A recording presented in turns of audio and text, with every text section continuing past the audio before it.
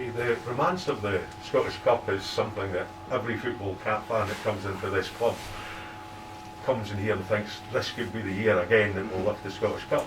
Where does the Scottish Cup sit in priority-wise with Tam Courts?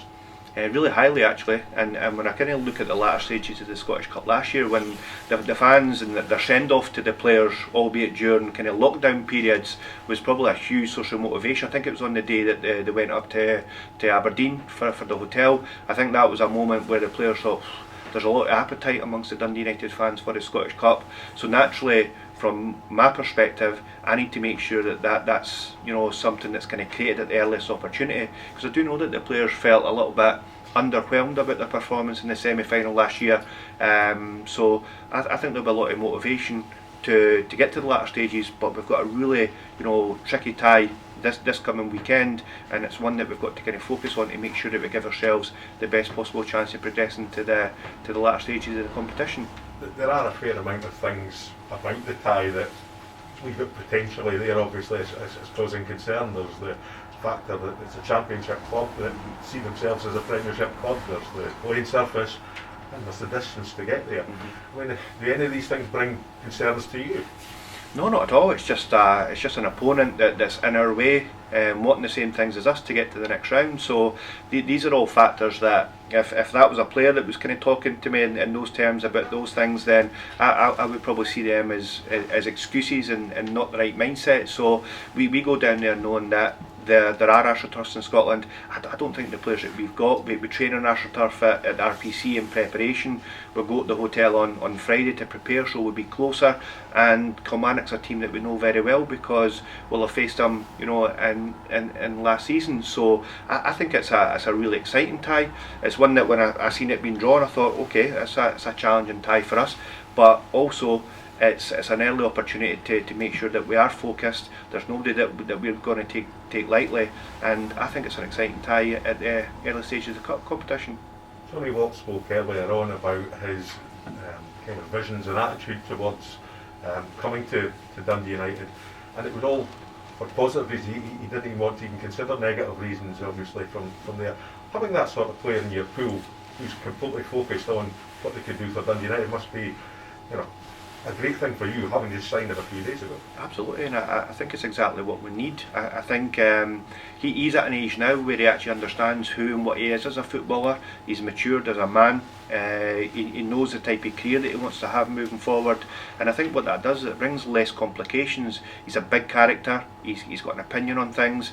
It's something that I think we need a little bit more of here, and already with his infectious personality you can actually feel him rubbing off on the group. So I think at this moment in time, I feel fortunate to have him. The dressing rooms feel fortunate, and we just need to give him the right platform, the right opportunity, and I'm sure he'll be very successful here.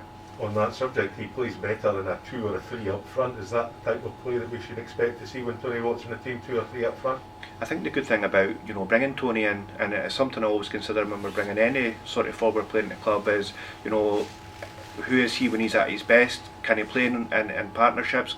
What types of players does he like to play with?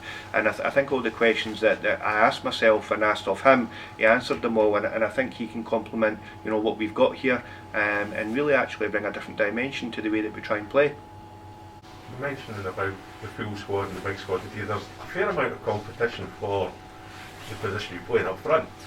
Is that something that excites you about and helps boost your confidence in what you're doing, that you've got all this competition, so you've got to be at the top of your game all the time? Yeah, I don't want to be playing with bad players. I'd rather be at a club like at Motherwell, like here, where there's a lot of quality in forward areas. Had it with Big Kev. Me and Kev Van Veen were fighting out for the number 9 shirt, but I'm happy to go on the left, I'm happy to go on the right, and here there's a lot of quality in forward areas, and as long as I'm playing on the park, I'm happy. My teammates can play in the position I want to be playing, but that's it. Quality's there, so it'll be a matter of time before we start winning games. How have you found the facilities with the training over at St Andrews, Brilliant. RPC and things like that? Brilliant, really nice. Really good setup. Again, another reason for me wanting to come to the club, and it's been really good start. And how welcoming have the players been for you coming in the door? Brilliant, absolutely brilliant. They've been welcoming, and I know some of them, I know the quality of them, so you respect them already and you play against them. When you're up here, you play against them 3, maybe 4 times a year, so you know them. You watch the games they play in, so No, I knew what I was getting into. I knew the squad was really good. And you're heading down to Kilmarnock, a big game for Dundee United this Saturday. It's a Premier League stadium that you're going to, although they're in the league below. What concerns do you have for Dundee United going down there this Saturday? None. I don't think like that. I don't. Kilmarnock are a good team, but I'm not concerned that. I think if you go into any game with a defeatist mentality, then you're going to get defeated.